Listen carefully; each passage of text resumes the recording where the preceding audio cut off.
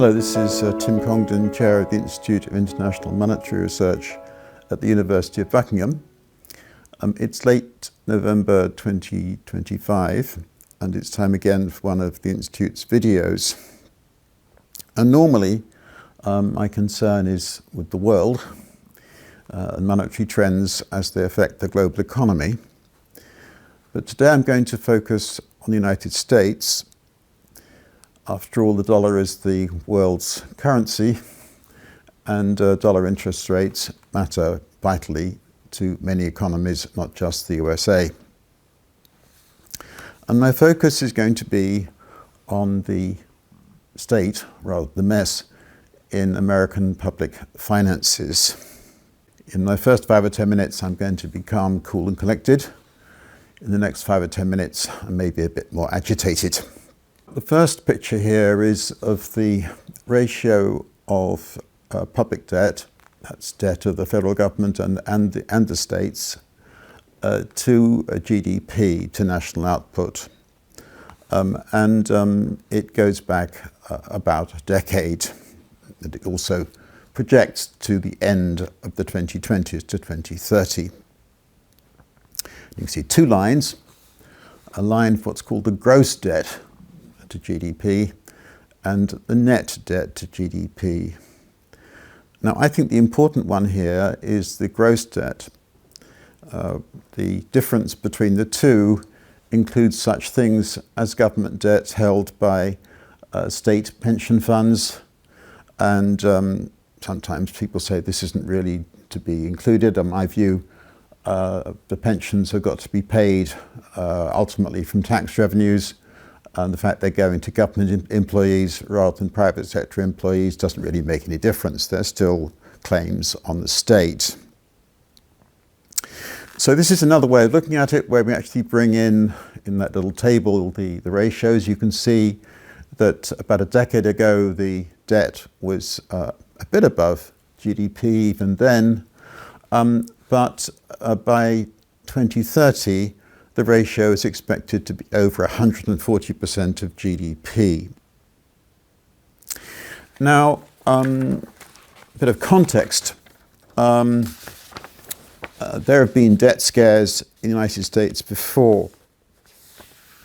But let's be clear that from the 1960s through to the great financial crisis of 2008, 2009, the ratio of gross debt to GDP in the USA was typically 30, 40, 50%, never exceeded 66%.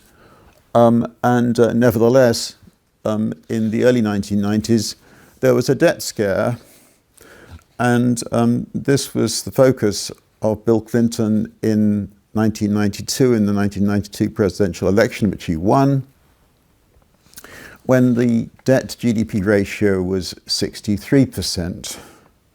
So less than half that in prospect by the end of the current decade.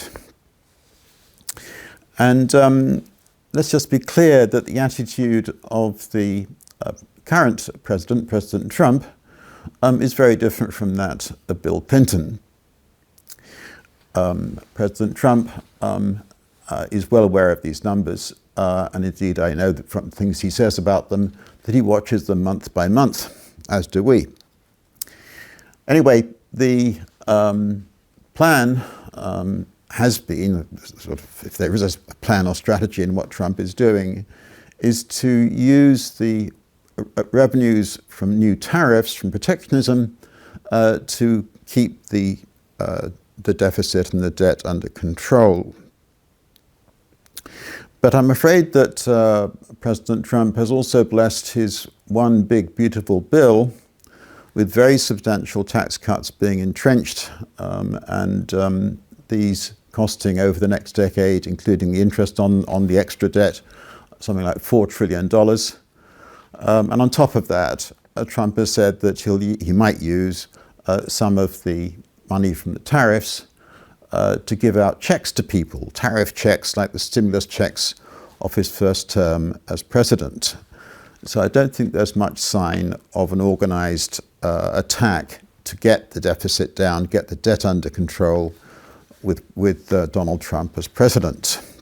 So let's go back some decades to an advisor to American presidents, a chap called Herbert Stein, who wrote a great book on the Keynesian Revolution in America. He was economic advisor to Richard Nixon and Gerald Ford, and he pronounced a famous law. And this law was that, so I get this right, that if an economic trend cannot continue forever, it will stop. Alternatively put, trends that can't continue won't. So that's rather blindingly obvious, but what are the exact mechanisms by which the American debt to GDP ratio will come under control? I mean, plainly, expenditure can be cut, taxes can be raised, that will bring the deficit down, may even restore a balanced budget. That would do it. But let's suppose that that's not on the cards. Then there are no examples of the public debt reaching 3 or 4 times GDP. So what mechanisms can we think of that might stop this debt GDP ratio rising indefinitely? Well, I can suggest 3 mechanisms. One is that some of the consequences of the enormous debt are so unpalatable that the political class, the voters, agree the deficit must be stopped. And this, in a way, is the message of a book by Reinhardt and Rogoff, famous book published in 2008. But let me come back to that in a second. The other way is the debt interest bill explodes. Obviously, as the debt increases, that then means interest on the debt goes up. And as the ratio of debt interest to GDP increases, that threatens an enormous tax burden. And again, the government and the voters agree the deficit must be brought under control. And the third way is inflation. Inflation goes up, that increases the rate of increase of nominal GDP. The rate of increase of nominal GDP is faster than the growth of the debt to GDP ratio falls. And really, we'll talk about inflation at much more length in the second half of this presentation. I don't think for myself that the Reinhardt and Rogoff analysis in their famous 2008 book, This Time is Different, is really compelling. They kind of imply there that the big public debt means that there's less issuance of securities by the private sector, smaller capital stock, slower growth, and so on. Some of their work was criticized. It doesn't seem to me to be that fundamental. What about debt interest to GDP? I've actually proposed as a law that no nation on a continuing basis has a ratio of debt interest to GDP above 15%. And I suggest, please try and find a counterexample. I don't know of one. It's true. Every now and again, governments do have so much debt interest that the debt interest reaches 15% of GDP. Then there's a revolution or a currency reform or a hyperinflation. You don't see this sort of thing on a continuing basis. Now here we have the chart of debt interest to GDP in the United States going back to the Second World War, end of the Second World War. You'll notice this peak in the middle. Looks quite dramatic. Actually, it's only about 3% of GDP. We're moving back up towards that sort of number. We'll go through 3% of GDP in the next few years. What about what was going on in these sort of figures? Well,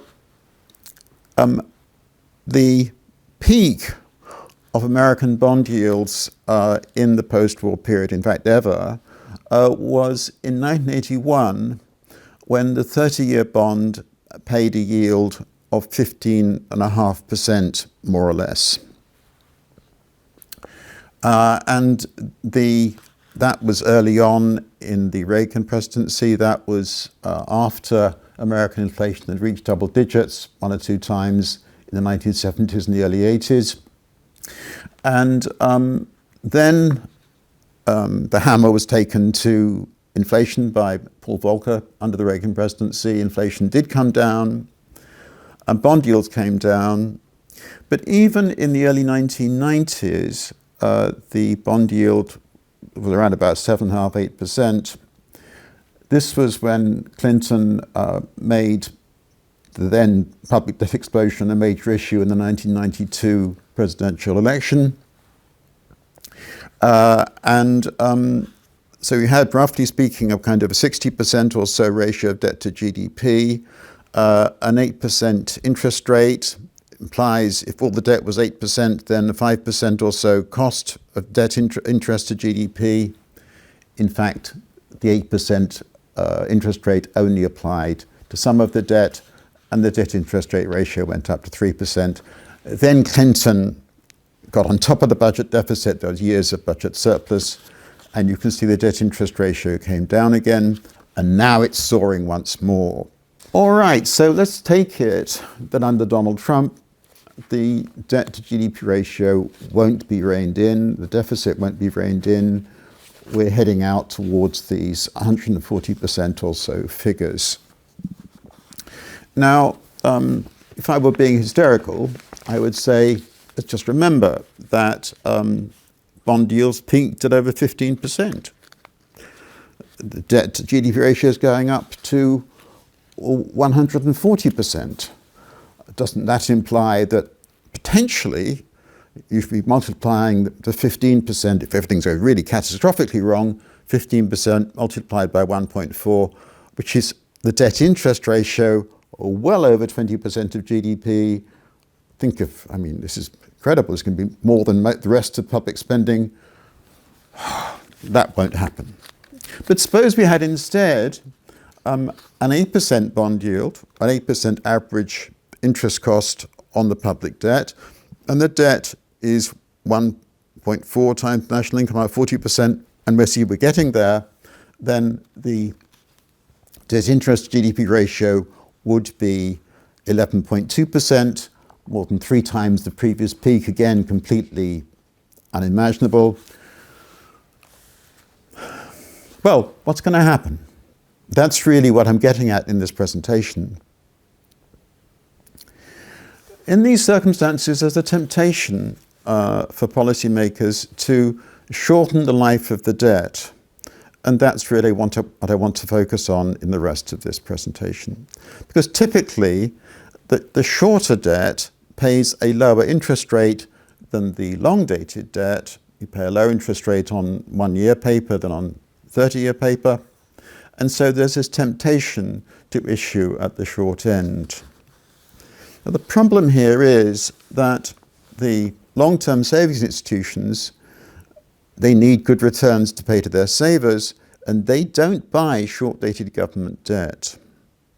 Instead, short-dated government debt is bought typically, I'm generalizing, only by banks or quasi-banks, in extreme cases by the central bank. And in such cases, the growth of the debt is matched by the growth of the quantity of money, because banks finance their purchases of government debt by having liabilities in the form of bank deposits, and bank deposits are money. Of course, central banks have liabilities in the form of banks' cash reserves, and then matched on banks' own balance sheets by bank deposits. So the result of issuing short-dated debt is fast growth of the quantity of money, which then, I'm afraid, let's just go through the mechanics of all this.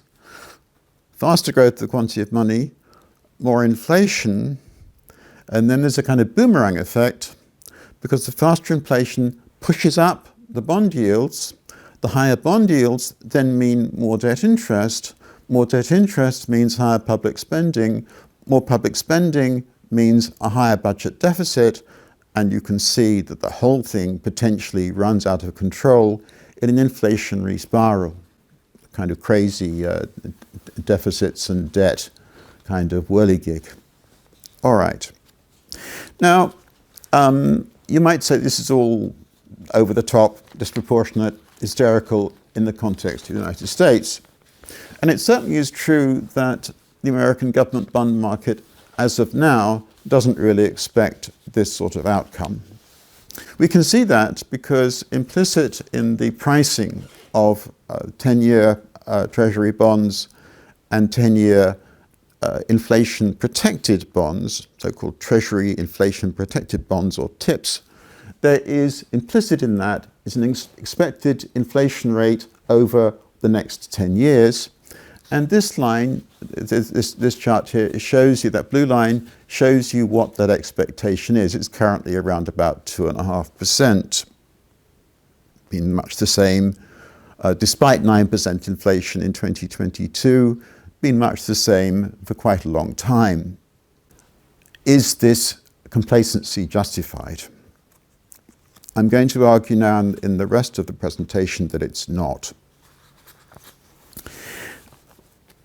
The deficit was coming down after COVID. Just go back in the last few years. There was quite a large deficit in 2017, 18, 19 under Donald Trump, but it wasn't wildly out of control. We then had COVID. COVID caused the deficit at its peak, the worst 12-month period, to reach $4 trillion. Compares with US GDP at the time, a bit over $20 trillion.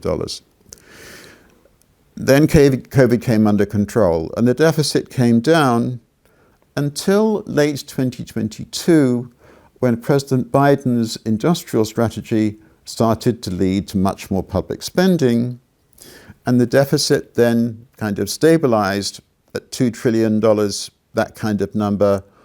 GDP was rising towards $25 trillion, now we're heading on for $30 trillion. The deficit has stayed since mid-late 2022 at around about $2 trillion. If you take the period from the end of 2022 to today, that's 23, 24, most of 2025, you've got 3 years, roughly speaking. And in that period, the debt has grown by $6 trillion, from $24 trillion to $30 trillion. And almost half of that debt has been financed by the issuance of so-called treasury bills, which have got less than a year to maturity. So the debt is being shortened, just talked about a few minutes ago, being shortened. It is being bought by the banking system. This is pushing up the rate of monetary growth. Another way of putting this is to compare the growth of, in terms of these different types of American public debt, bills, notes which have got less than 10 years to maturity, bonds over 10 years to maturity, inflation-linked bonds, TIPS, and one or two other kinds. In the last 3 years or so, roughly 23, 24, most of 2025, the bill issuance has gone up by 80%, almost 78.3%. The debt itself has gone up by over 25%, and the ratio of bills to the total has been increasing. Much of this actually occurred in 2023, but we're at another peak at the moment. So the American public debt is shortening, and it's being held increasingly by banks, but also, and this is sort of a key feature of what's going on, it's being held by what are called money market mutual funds. There's a debate among economists whether these are really money. In my view, they really are money, but because they can be easily changed into bank deposits and spent. The money market mutual funds pay a somewhat higher rate of interest. Money market mutual funds nowadays can only hold the short-dated treasuries and the former treasury bills among their assets. They are being used as the main, critical financing vehicle for the American public debt. And you can see their explosive public growth in the recent past in this chart here. Let me just give you two numbers. Since the end of 2022, the growth rate of the US Treasury bill issuance has been over 20%. The compound annual growth has been over 20%. That If that gets monetized, and obviously that's going to push up, and it gets larger and larger as the debt rises to GDP, obviously that then drives up money growth, inflation, the rest of it. And then you see this growth, dominant market mutual funds, which kind of banks money really. And then that's since the end of 2019, since COVID started, and the annual compound growth rate's been 15%. What are policymakers doing about all this? Well, the Treasury Secretary under Joe Biden, Janet Yellen, welcomed the purchase of treasuries by money market mutual funds. She was complicit in the shortening of the national debt. And then we've got Scott Bessent, the current Treasury Secretary, who's fantasizing about stable coins being the answer here because he thinks that stable coins will take off, explode. They also must hold treasury bills, and they're supposed to be the way out of this problem in the rest of the Trump presidency. This is a fantasy. The stablecoin issuance is about $300 billion. This is too small to deal with the problem. Look, I don't know where this is going to end. I'm really just trying to pinpoint some issues, and this obviously is basic to American public policy in the next few years, certainly the rest of the Trump presidency, and also matters for the world as a whole because of the importance of the dollar to the world as a whole. And let me just now finish with some key messages of my presentation. The American national debt is unprecedented in size relative to national output. It continues to grow more rapidly than national output. The debt is being shortened in its maturity profile, and the ratio of treasury bills to total debt funding is rising. Shorter dated debt is typically bought by banks, quasi-banks, and such as money market mutual funds, and stable coins are a kind of quasi-money too.